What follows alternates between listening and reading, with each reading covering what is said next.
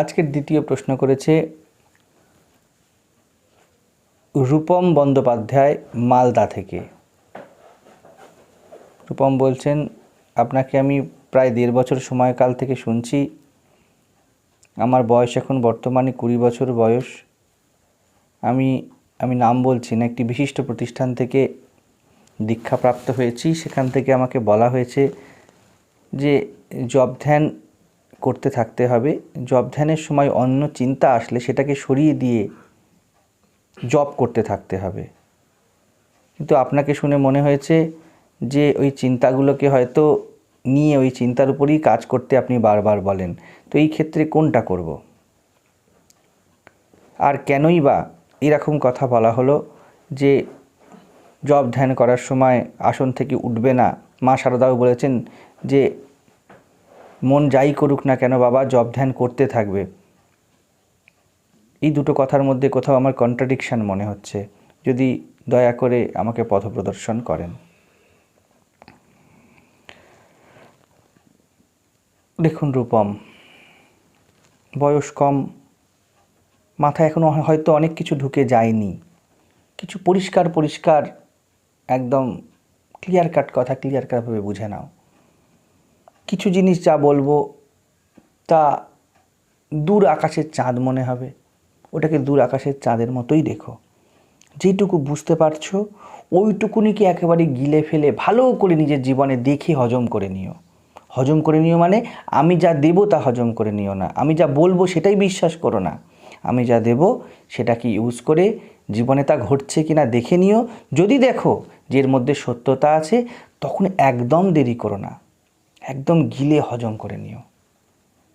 তাহলে কাজে লেগে যাবে, আমার বকবক করা সার্থক হবে এবং তোমার প্রশ্ন করা কাজে লেগে গেল। তোমার কাজে লাগবে, আরও 10 জনের কাজে লাগবে। আমাদের উদ্দেশ্য একটা জীবন তৈরি করা। গুরু সেই জন্যেই আমাদেরকে দীক্ষা বা মন্ত্র দেন। আমাদের মধ্যে তিনি ইগারনেস দেখেন। কোথায় কিভাবে দীক্ষা হয়, তুমি যেই প্রতিষ্ঠানে দীক্ষা নিয়েছো বা না নিয়েছো, আমি এই নিয়ে কিছু বলতে চাই না। যেইটুকুনি হওয়া উচিত বলে নিজে বুঝেছি, আচরণ করবার চেষ্টা করছি, সেইটুকু সামনে রাখছি।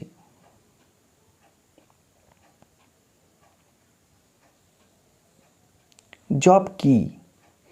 জপ জীবনের লীলা। ধ্যান কি? এই অনিত্যম অসুখম দুঃখ যন্ত্রণার মধ্যে যে মস্ত হয়ে যাওয়া, মস্তান হয়ে যাওয়া। মস্তান কথাটা বলি না, মস্তান মানে যে নিজের মধ্যে মস্ত হয়ে আছে। জাগতিক অর্থে যে মস্তান কথা বলি ওগুলোকে মস্তান না, ফুটো মস্তান বলে।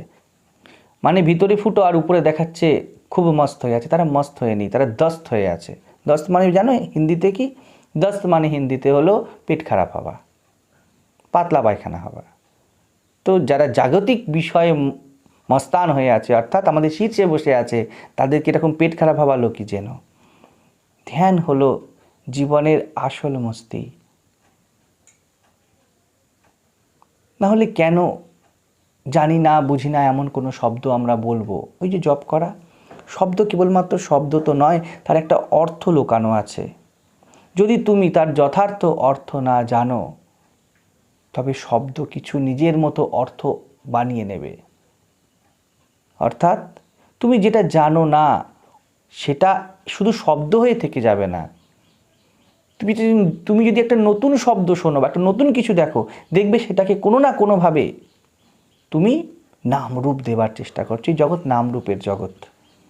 যদি নতুন রূপ দেখো তাকে নাম দেবে, যদি নতুন শব্দ শোনো তার কোনো রূপ দেবে। তো যেই মন্ত্র তোমাদেরকে বা আমাদেরকে দেওয়া হয় বা গুরু দেন, তার একটা গভীর অর্থবোধ আছে। যদি তুমি সেই অর্থবোধ না জানো, তাহলে তুমি নিজের মতো অর্থ করে নেবে। ধরো তুমি নদীতে নৌকায় যাচ্ছিলে, ঘুরছিলে, হঠাৎ করে তার ডুবতে শুরু করছে। হয়তো নৌকার মধ্যে ফুটো ছিল, বা তুমি প্রেমিকার হাত ধরে যাচ্ছ, তোমাকে বলা হলো যে সন্দেশ শব্দ বড় পবিত্র, বড় শুভ। কিন্তু তুমি সন্দেশ কি জানো না, অর্থাৎ ছানা দিয়ে নির্মিত খাদ্য বিশেষ বলে তুমি সন্দেশ কি জানো না, শুধু সন্দেশ নামটুকু শুনেছ। এবার তুমি কি করবে? যেই নদীতে তুমি ডুবতে শুরু করেছো, তুমি ওই সন্দেশকে ডুবুরি ধরে নেবে। কারণ সন্দেশ শব্দের অর্থ তুমি জানো না, এবং তোমার বর্তমান মাথার কনফিগারেশন বলছে এখন তোমার ডুবুরি চাই, এবং তোমার কাছে শুভতার এবং কল্যাণের ডেফিনেশন ওই সময় কী হবে, যে কেউ আমায় বাঁচাও। তো তুমি বলবে সন্দেশ সন্দেশ সন্দেশ, সন্দেশ আমায় বাঁচাও। রিয়েলি সন্দেশ তোমায় বাঁচাবে? সন্দেশ এই অর্থে দেওয়া হয়েছিল তোমাকে? তুমি শব্দের অর্থ জানতে না। আমরা যে বেশিরভাগ দীক্ষিত হয়েছি, মন্ত্রফন্ত্র নিয়ে আসি, তাদের এই অবস্থা। তারা নদীর মধ্যে সন্দেশের কাছে এক্সপেক্ট করে যে তা তাকে রক্ষা করবে। প্রেমিকার সাথে ঝগড়া হয়েছে, তুমি ভুল করেছো বা সে ভুল করেছে, যাই হোক, তুমি বলছো সন্দেশ সন্দেশ সন্দেশ সন্দেশ আমার প্যাচআপ করিয়ে দাও। সন্দেশ রিয়েলি তোমার প্যাচআপ করাবে? তুমি সন্দেশকে প্রার্থনা করাও, বাঁচাও প্রভু সন্দেশ, এতে কিছু লাভ হবে? বরং সাঁতার জানলে লাভ হতো।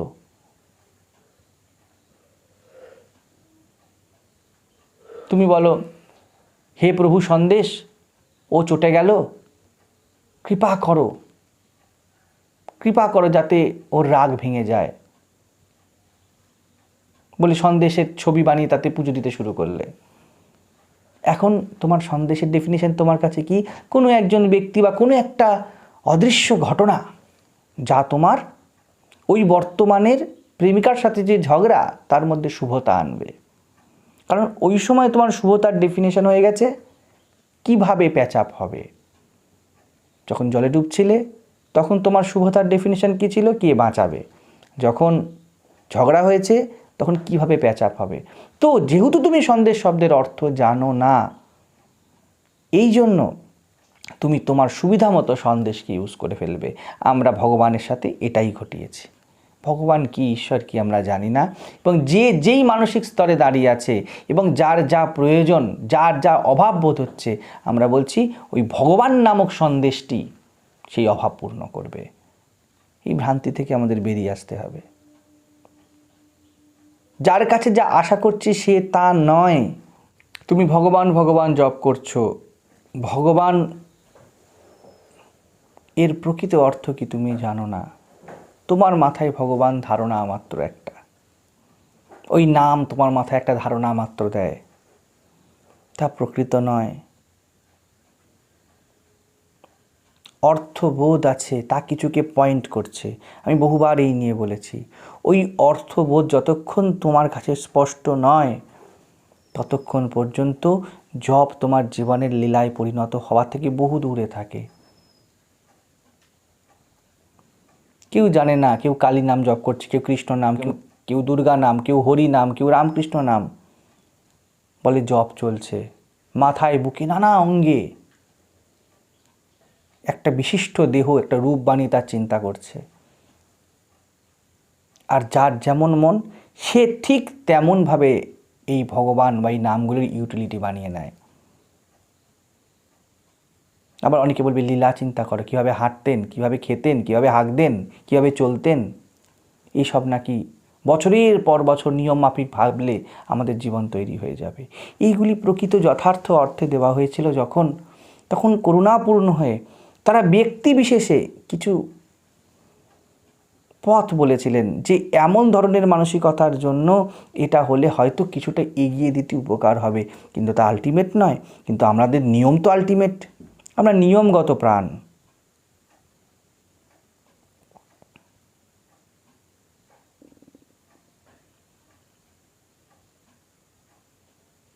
বছর বছর চলতে থাকে। যেমন কোনো সমস্যায় পড়লেই আমরা সন্দেশ সন্দেশ জপ করব, যখনই যেমন দরকার পড়বে সন্দেশ সন্দেশ জপ করব। অনেকে নিয়ম করে সন্দেশ সন্দেশ জপ করে, তারা এটা দেখে না যে তারা সন্দেশের অর্থ কি বানিয়ে রেখেছে। আপনারা পরিষ্কারভাবে দেখুন, 10 জনের সাথে কথা বলে দেখুন, একই গুরুর দীক্ষিত যারা, তারা একে অপরের সাথে কথা বলে দেখুন, একই অর্থে তারা ধরে না তাদের ইষ্ট দেবতাকে। কারণ যে যেমন তার জগৎ তেমন, তার ভগবানও তেমন। আপনার মনকল্পিত এই ভগবান তেমনি জাগতিক বা সো-কল ধার্মিক জ্ঞান দাও, ভক্তি দাও, এসব বলে তুমি জপ করো বা কিছু চিন্তা করো, প্র্যাকটিক্যালি কী লাভ হবে? উপনিষদ বলবে তুমি যা করছো বুঝে করছো তো। উপনিষদই বা কেন বলি, কমন সেন্সের কথাই কেন বলবো না? জলে ডুবছি, যদি সন্দেশ ডুবুরি হয় তখন আমাকে বাঁচাতে পারবে। সন্দেশ শব্দ কি গুরু ডুবুরির কথা বলেছিল? অনেকে বলে ফাঁড়া কেটে যায়। কিভাবে কাটে ভাই? মদ খেয়ে গাড়ি চালাও, তোমার জব করে ফাঁড়া কী করে কাটবে? জীবনে এক একটা বড় বড় ফাঁড়া করে রেখে দিয়েছো, আজকে তার জন্য জীবনে নানা যন্ত্রণা। তুমি জব করে কি নিজে পরিবর্তন এনে নেবে? সন্দেশকে ডুবুরি হতে গেলে সন্দেশের মধ্যে তো ডুবুরির গুণ থাকতে হবে। গুরুর কাছে কি জিজ্ঞাসা করা হয়েছিল এই সন্দেশের কী অর্থ? জলে ডুবলে সন্দেশ আমাকে বাঁচাবে কি না? আর তেমন যদি গুরু হয়, তার সন্দেশ তো সব কিছুই করতে পারে, কখনো ডুবুরি, কখনো পাইলট। আমাদের গুরুদের কাছে এক শব্দে সব আছে, বলে দেবে একবার কৃষ্ণ নামে যত পাপ হরে, 7 কি মহাপাতকের তত পাপ করে। একদম সত্য, ধ্রুব সত্য। কিন্তু কৃষ্ণের কিছু অর্থ কি বুঝেছো? শ্রীমদ্ ভগবদ্ গীতার সাথে তোমার কি দূর দূর অবধি কোনো পরিচয় আছে? হরে কৃষ্ণ নাম করে যাচ্ছ, বা জয় দুর্গা জয় কালী নাম করে যাচ্ছ, জানো কি কালী কাকে বলে? কি পরিবর্তন আনবে? যেহেতু তুমি জানো না, তোমার মন যেই সময় যেমন থাকবে, তুমি কালীর অর্থ, কৃষ্ণের অর্থ, হরির অর্থ সেই সময় তেমন করে নেবে। এই রকম ভগবান তোমার খেলনা, তোমার পুতুল। এ ভগবান এবং ভগবানের নাম কোনো কাজের নয়। বুঝেছেন কি যে আপনাকে বাঁচাবে? জপ কি জানো? ধ্যান কি জানো? এর যথার্থতা হলো নিজের প্রেম বারে বারে মনে আসা। যাকে ভালোবাসো তাকে বারে বারে মনে পড়ে না? এই যে বারে বারে কাটা কাটা কাজের মাঝখানে মাঝখানে মনে পড়ছে, একে জপের সমতুল ধরো। এই জন্য জপ দেওয়া হয়। যাকে ভালোবাসি তাকে কাজের ফাঁকে ভুল হয়ে যায়, প্রেমে সে ব্যক্তি মনে করতে শুরু করে দেয়। যেই একটু চুপ করে বসলে আনমনা হয়, ওই যে সিনেমায় দেখো না, তার কথা মনে পড়ে। ঠিক এই জিনিস ঘটে যায় যখন নিজের সত্যের কথা মনে পড়ে। যখন মিথ্যার জগতে কাজ করতে করতে, মিথ্যার জগতে ঘুরতে ঘুরতে আর কেন মনে সংসারে এই বিরাগ আসে, তার থেকে জপ বেরোয়। যেন এতটাই তন্ময়তা যে তাকে নিয়ে এই ঘাঁটাঘাঁটি। তো প্যাসিভলি বাহ্যিক সমস্যা চলে গেল। তো ধরো তুমি ঘরে কিছু কাজ করতে ব্যস্ত, আর বাইরে সমস্যা হচ্ছে, বাইরে ঝামেলা মারামারি হচ্ছে, তুমি কানে ইয়ারফোন দিয়ে কিছু একটা নোট করছো, শুনছো আর নোট করছো। ধরে নাও ইউটিউবে বসে তুমি বিবেক চূড়ামণি শুনছো এবং লিখছো, আর বাইরে কি হচ্ছে? বাইরে হই হুল্লোড় ঝামেলা হচ্ছে। তার এফেক্ট কি তোমার উপরে পড়বে আদৌ? তেমনই তুমি যখন নিজের অন্তরতম সত্তায় মজে থাকো, বাহ্যিক সমস্যা তো গুরুত্বই পাবে না, ওঠা বসাই নেই সেই সবের সঙ্গে। শেয়ার মার্কেটকে ধস লেগেছে, তোমার কি? তুমি তো ফুলের ব্যবসা করো। তেমনি মীরা, সুরদাস, জাফির, লালন, বুদ্ধ, কৃষ্ণ, এরা অন্তরের সৌন্দর্যে ডুবে আছে, অন্তরতমর সাথে ডুবে আছে। এরা ভবপার হতে নাম করে না। এদের পারাপার ভাষার কোনো হুঁশই নেই। এটাই পরাভক্তি, মুজে গেছে। এরা অ্যালার্ট হয়ে বসে নেই যে কখন কি হবে, আমার মনের কখন কি খারাপ ভাব কামনা বাসনা আসবে, তার জন্য গেট রেডি, এরমভাবে তারা বসে নেই। এরা ব্যস্ত নিজের পূর্ণতায়। যে সদা সচেতন, তাদের সচেতনতা প্রেম প্রসূত। ঠিক যেমন আমি বলি, মা তার বাচ্চার প্রতি সদা সচেতন, যাতে বাচ্চা পড়ে না যায়, এটা প্রেম প্রসূত। তারা তাদের অন্তরতমকে নিয়ে এতই মস্ত হয়ে আছে, জগৎ বিষয় অচেতন, আর যাকে নিয়ে মস্ত আছে তার বিষয়ে সচেতনই তো। চেতনায় তো তাকেই বসিয়ে রেখেছে, সচেতন। যে স্বরূপে নিজের চেতনা স্থাপন করেছে সে সচেতন, তাকে আলাদাভাবে সচেতন হতে হয় না। এটাই বলেছে গীতাতেই, যা নিশা সর্বভূতানাম তস্যাং জাগর্তি সংযমী। জগতের জন্য যা সবসময় চোখ বড় বড় করে থাকার কারণ, তাদের জন্য তা চোখ বড় করে থাকার কারণ নয়। আর জগতের জন্য যা অন্ধকারের মতো, যেদিকে জগৎ ছাওয়া মারায় না, সেইখানে তারা বড় সচেতন। এই হলো জপ ধ্যান, জপ ধ্যানে প্রতিষ্ঠা হয়ে যাওয়া।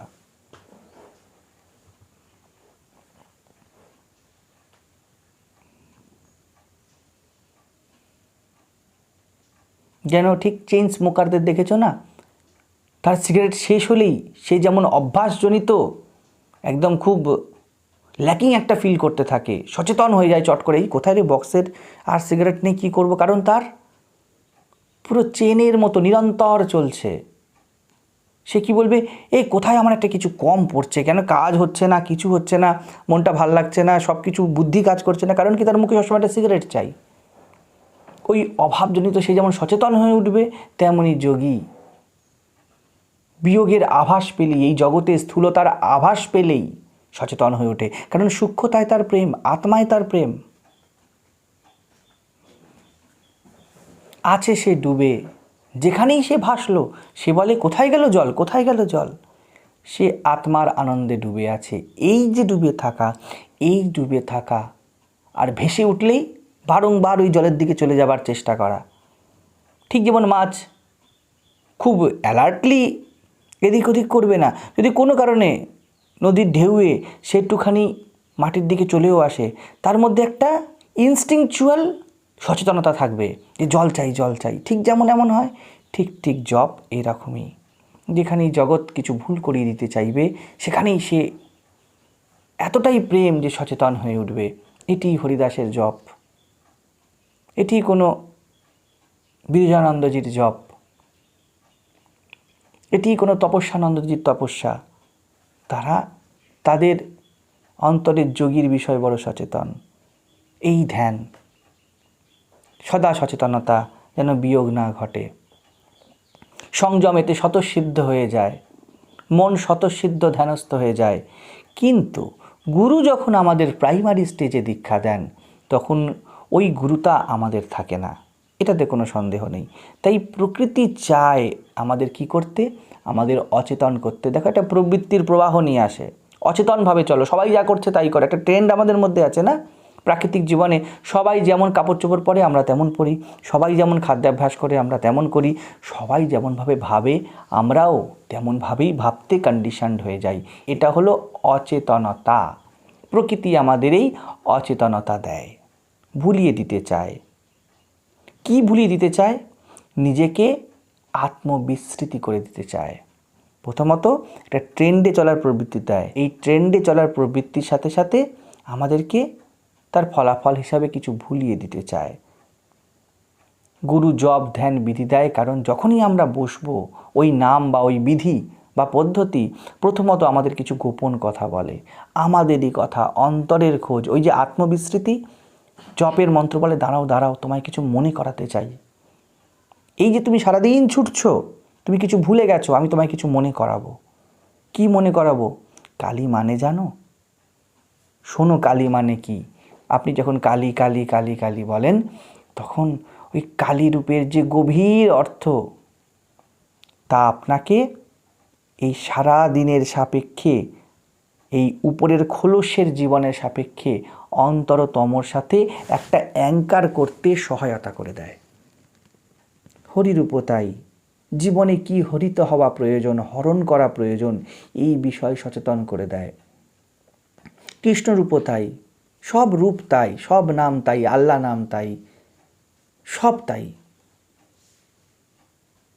যেন পয়েন্ট করছে বারবার, কিছু ভুলে যেও না, আত্মবিস্মৃত হয়ে যেও না, আত্মা বা নিজেকে ভুলে যেও না। এবং এটা কোনো দিব্য ব্যাপার নয় যে কালী নামের কেউ শিবলোকে বসে আছে, হরিনামের কেউ বৈকুণ্ঠ লোকে বসে আছে, এইরকম কল্পনার খোরাক নয়। গুরুতা এইরকম বাজারই নয়। কিন্তু আমরা নিজেরাই তার বিরুদ্ধে দাঁড়িয়ে থাকি। আমরা সত্য জানতে চাই না, আমরা নিজেরাই নিজেদের বিরুদ্ধে সত্যের বিরোধী হয়ে থাকি। আমাদেরই প্রকৃতি আত্মার আপাত বিরোধ করে, আমরা বুঝতে চাই না। দেখবেন জব করতে বসলে ওই জন্য মন উঠে যায়, যেখান থেকে আপনি প্রশ্ন করছেন। প্রথমত ওই মন্ত্রের যে বার্তা, তা আমাদের বুঝতে হবে। না বুঝলে অনুকরণ বা ওই সন্দেশ আওড়ানো হবে। ও যত প্রাকৃতিক অচেতনতা তা উঠে আসবে, ততই ওই সন্দেশ আমাদের এই অচেতনতা নাশ করতে পারবে না। আপনি বলবেন বছরের পর বছর জপ করে যাই, মন তো শান্ত হয় না, বছরের পর বছর জপ করে যাই, কিন্তু যখনই আপনার কাছে বাসনা কামনার তাড়না আসবে, আপনি তার সামনে ভয়ঙ্কর দুলে যাবেন, হিলে যাবেন। যখনই জলে পড়বেন, তখন নাকে যখন মুখে যখন জল ডুববে, ওই সন্দেশ এটা অর্থহীন আওড়ানো আপনাকে বাঁচাতে পারবে না, উল্টে আপনি তা ভুলেই যাবেন। জীবনে সেই জন্য যতই ধার্মিক হোক, যতই সম্প্রদায়ের দীক্ষিত হোক, তাদের অ্যাভারেজ জীবন ভয়ঙ্কর আসক্ত থাকে। ঘরের মধ্যে হয়তো বড় বড় তাদের ইষ্ট দেবতা গুরুদের ছবি থাকে, কিন্তু জীবন তার চলতে থাকে সামান্য, জীবন তার চলতে থাকে 8-10 জনের মতোই। আসক্তি, ভয়, দুশ্চিন্তা, অসুরক্ষায় পীড়িত। যে যেই আর্থিক সামাজিক স্তরে আছে, সে সেই অবস্থাতে ভয় অসুরক্ষা ফিল করতে শুরু করে। গুরু এই বিষয়টা, গুরু সে যে এই বিষয়টা খুব ভালো করে জানে যে যখনই আপনি জব করতে বসবেন, তখন আপনার অচেতন বৃত্তি যা সারাদিন করেছেন তা উঠে উঠে আসবে। আর গুরু একদম এইটাই চায়। আমাদের প্রবৃত্তি যার তোরে আমরা সারাদিন চলি, তা অসংযত, অচেতন বৃত্তি, তা আমাদের বিস্মৃতি ঘটায়। যখনই জব ধ্যান করতে বসা হবে, চেতনার যে স্থিরতা, চেতনার যে অস্থিরতা ও তার উপাদান সব উঠে আসবে, যা সারাদিনে দৌড়ে বোঝাই যেত না, যে ছবি আমাদের সাথে এক হয়ে থাকতো। কারণ আমরাই তো এই অচেতন দৌড়ের, এই আত্মবিস্মৃতির দৌড়ের অংশ হয়ে থাকি, তা আমাদের সাথে এক হয়ে গিয়েছে। যেমন আমি এই মুহূর্তে আমার পিছনের ব্যাকগ্রাউন্ড দেখছি না, কারণ আমি এর সাথে এক হয়ে এই মুহূর্তে বসে আছি আপনাদের সামনে। কিন্তু যখনই আপনি উঠে গিয়ে ওই দিকে বসবো, আমি এই ব্যাকগ্রাউন্ড দেখতে পাবো। জব ধ্যানের সময় ঠিক এই জিনিসটা ঘটে। যেই ব্যাকগ্রাউন্ড আপনার সাথে একাকার হয়ে আছে, তা আপনার চোখের সামনে অবজেক্টিভ হয়ে সামনে ভেসে উঠবে। গুরু এটাই চায়। আমরা বলি আমাদের মন কেন শান্ত হচ্ছে না, আমাদের কেন জব ধ্যান করতে বসলে বিভিন্ন চিন্তা আসে, কারণ গুরু এটাই চায় চিন্তা আসুক, উঠুক। আরে দেখ তো সারাদিন তুই কি করছিস। আমরা মনে করি ওই সময়টুকুতে ওই চিন্তাগুলো সরিয়ে দিয়ে আমি বেঁচে যাব। আজ্ঞে নয়, চিন্তাগুলো উঠেছেই কারণ চিন্তাগুলো দাবি করছে কিছু কেন্দ্রীয় পরিবর্তন করো জীবনের। এবং গুরু সে যে এটা জানে, ভালো করে জেনে শুনেই আপনাকে দিয়েছে, কারণ গুরু জানে যখনই আপনি বলবেন বৈরাগ্য বৈরাগ্য, কালী নামে কি আছে, বিরাগ আছে, দেখুন কালীর রূপ, তখনই তো আপনার সেই পার্সপেক্টিভে জীবনে ভেসে উঠবে যে তোমার জীবনে কোথায় কোথায় রাগ বা আসক্তি আছে। ধরুন আপনি চুল বাঁধতে খুব ভালোবাসেন, রোজ চুল বাঁধেন, তো আপনার কিছু মনেই হবে না যে চুল বাঁধার মধ্যে কিছু ভুল আছে। আমি বলছি না চুল বাঁধার মধ্যে কিছু ভুল আছে, উদাহরণ দিচ্ছি। কালীর এলোকেশ আপনাকে স্মরণ করিয়ে দেয় কালী নাম যখন জপ করেন, যে এরা মুক্ত হয়ে যাও, দেহ বিষয়ে উদাসীন হয়ে যাও। যখন ওই নামটি আপনি জপ করবেন এবং আসনে বসবেন, তখন আপনার কাছে ভেসে উঠবে, আরে বাবা আমি চুলে রং করি, ব্লিচ করি, আজকে বিভিন্ন রকম পার্টি করছি, কালকে চুল স্ট্রেট করছি, পরশুদিন কার্লি করছি। এটা ভেসে উঠলো। আর আপনি কি বলেন প্রচলিত অবস্থাতে, কেন আমাদের এইসব চিন্তা ভেসে উঠছে? চিন্তা এই জন্যই ভেসে উঠছে কারণ আপনার ওই চুলের সাজগোজের মধ্যে কিছু কেন্দ্রীয় পরিবর্তন চাই, আপনার ওতে আসক্তি আছে। গুরু চেয়েছিল যে আসক্তির সাথে আপনি দিনরাত এক হয়ে থাকেন, তা আপনি ধরতেই পারছেন না। তা জপের মাধ্যমে, ধ্যানের মাধ্যমে, জপ ধ্যানের চেষ্টার মাধ্যমে, সাধনার মাধ্যমে যেন উঠে আসে মনের সামনে। কেন? যাতে আপনি কালকে আবার ব্লিচ করবেন না, যাতে আপনি কেন্দ্রীয় পরিবর্তন আনতে পারেন। কালীর এলোকেশ আপনাকে যেন শিখিয়ে দেয় যে দেখো যখন আগুন লাগবে তখন এই চুল চরচর করে পুড়বে, তুমি কি দেহ বিষয়ে এত সচেতন হয়ে আছো। কালী এটা শিখিয়ে দেয়। তো কালী রূপের অর্থ বুঝলাম, এবং জপ ধ্যানের সময় এই যে চিন্তা উঠে আসলো, এর উপরে বিচার এলো, আমি কি করছি। আর আমরা কি করছি, এই বিচারটাকে সরিয়ে দিয়ে বলছি কালী নামের কোনো অর্থও বুঝবো না, আর এইসব বিচারও করবো না, আমি শুধু কালী কালী কালী বলবো আর মনটা স্থির হয়ে যাবে। কিভাবে হবে? এই জন্য তো এটা তৈরিই হয়নি। এই জপ ধ্যানের বিধিই তো তৈরি হয়েছে আপনার ভিতরের ভুলগুলো আপনাকে ধরিয়ে দেওয়ার জন্য।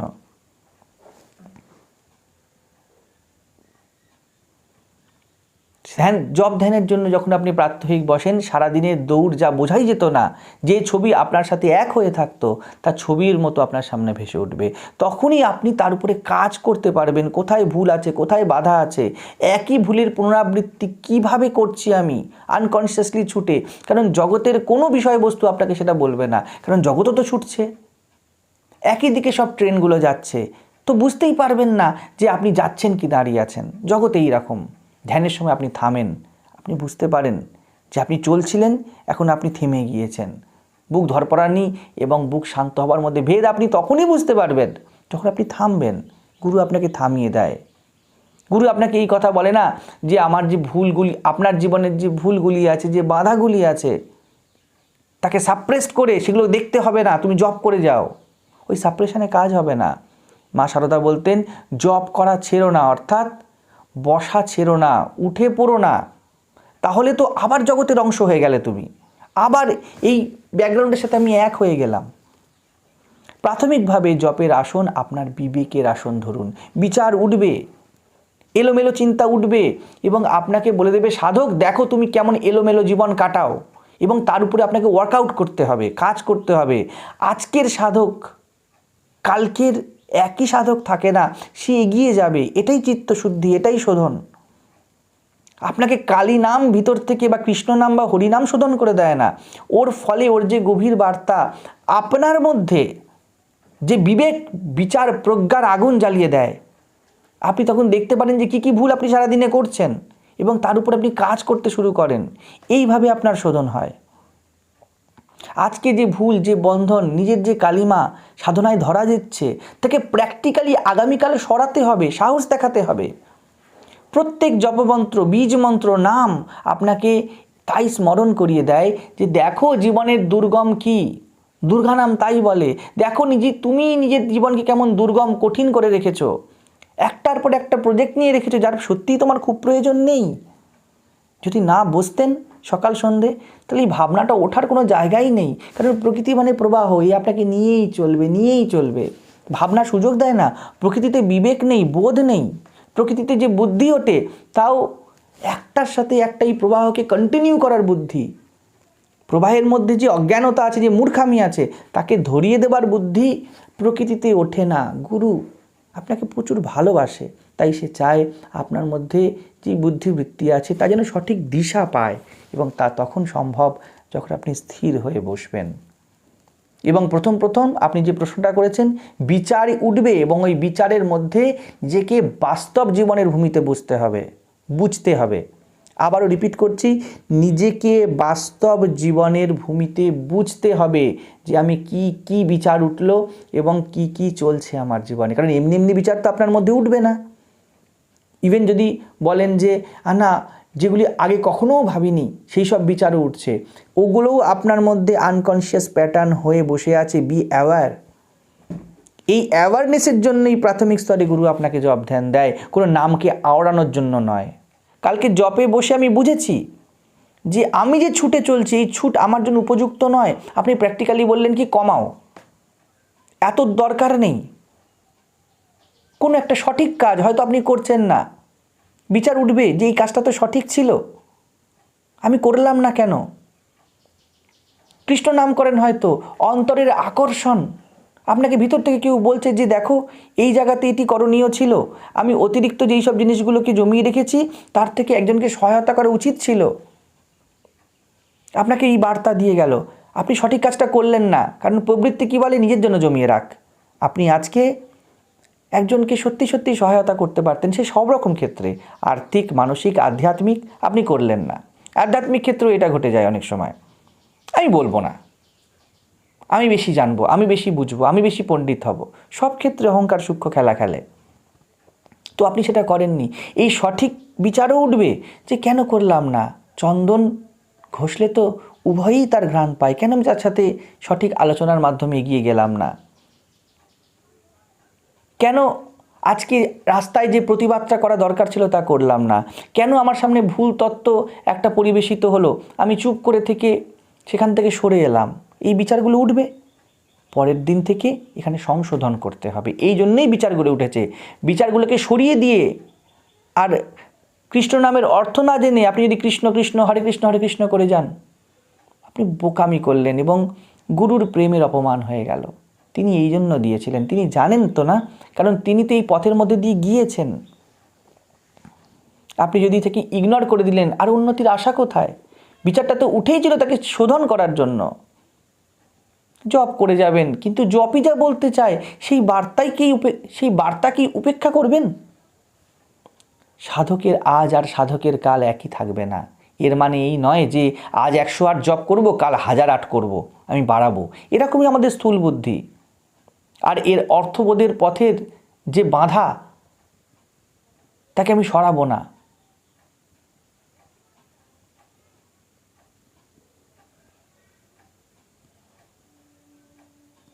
সঠিক উন্নতি সাধকের তখন হয় যখন সে কালী নামকে নিজের প্র্যাকটিক্যাল অ্যাপ্লিকেশানে জীবনে নামিয়ে আনে। 24 ঘন্টার জীবন তার বদলাবে, তার বিবেক ছাড়া। আর বিবেক ছাড়া তা কিভাবে সম্ভব? বিবেক জপ করে যাবে আমাদের যা অবস্থা, আমরা বিবেক জপ করে যাব, তো কি হবে? আর দেখতে তো হবে অবিবেক কোথায় কোথায় লুকিয়ে আছে। বিবেক শব্দের অর্থ কি? বিবেক শব্দের অর্থ হলো বিবেক জপ করা না? বিবেক শব্দের অর্থ অবিবেক, অবিচারশীলতা, আনকনশিয়াস প্যাটার্ন কোথায় আছে তাকে রেকটিফাই করে ফেলাই বিবেক। তো আমরা বলবো যে না, আমি বিবেক জপ করব, আমার মধ্যে বিবেক জন্মে যাবে। আরে ভাই, তুমি যে না বুঝে বিবেক জপ করছো, এটাই তো পরম অবিবেক। কোথায় প্রবৃত্তি, কোথায় বিবেচনাহীনতা আছে, কোথায় অচেতনতা আছে, একে ধরে ফেলাই তো বিবেক। গুরু তোমাকে বিবেক শব্দটা দিয়েছে যাতে তুমি ধরতে পারো। তোমাকে 24 ঘন্টায় মনে করিয়ে দেওয়া যেতে পারে যে অবিবেকী হয়েও না। আর তুমি অবিবেকী হয়ে চলে বিবেক জপ করছো। এইটাই আমরা করে ফেলেছি। জীবনে রূপান্তর ঘটাবে বিবেক।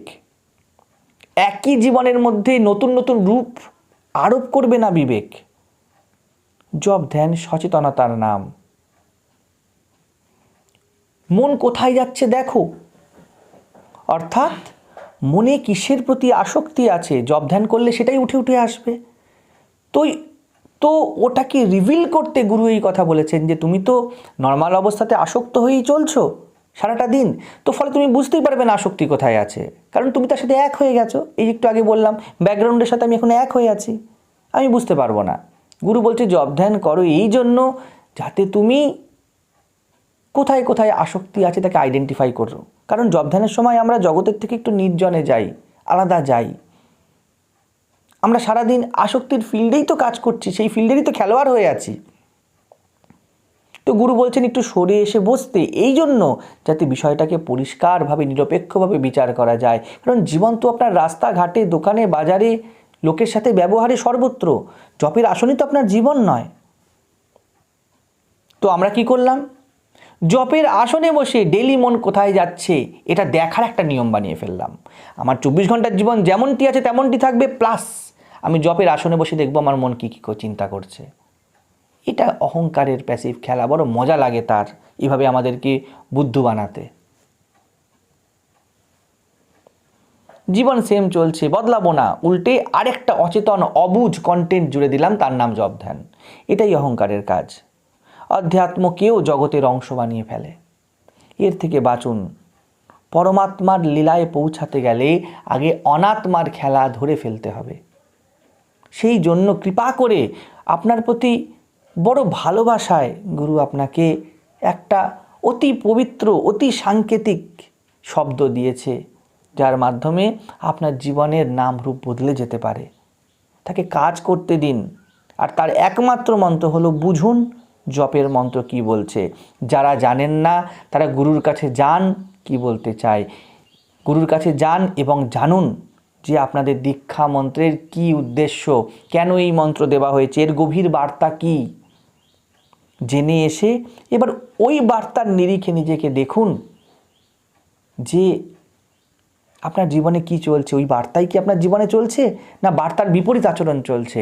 যদি বিপরীত আচরণ চলে তাহলে সাহস করে তাকে ত্যাগ করুন, কারণ এই নাম বড় শুদ্ধ, বড় মঙ্গলকারক। আর এই নামের অ্যাকর্ডিংলি যদি আপনার জীবন না চলে, তার মানে নিশ্চিত আপনি অশুদ্ধ এবং অমঙ্গলকারী জীবন কাটাচ্ছেন। ফলে আপনার কখনো কল্যাণ হতে পারে না, ভালো হতে পারে না। ভালো মানে আমি বলছি না কোনো বৈকুণ্ঠ লোক, গোলোক, ভূলোক, রামকৃষ্ণ লোক, শিবলোক, কালীলোক পাবেন। ভালো এই অর্থে বলছি আপনার এই মুহূর্ত শান্ততা পূর্ণতায় কাটবে। এটাই একমাত্র ভালো যা ঘটতে পারে, আর কোনো ভালো নেই এই জগতে। আপনার ভালো জগতের ভালো। আপনি শান্ত হলে জগতে তো শান্তিই দেবেন, আপনার পরিবারে তো শান্তিই ছড়াবেন। এটাই মন্ত্রের প্র্যাকটিক্যাল অ্যাপ্লিকেশন হয়ে গেল। এবারে মন্ত্র সিদ্ধি ঘটল, আপনি মন্ত্র যা বলতে চায় সেই জীবনটা বাঁচছেন। কিন্তু এটা করতে গেলেই আমাদেরকে দাম দিতে হবে, অহংকারকে বিগলিত হতে হবে। ফলে আমরা কি করি, আমরা জব ধ্যান খেলা বানিয়ে ফেলি।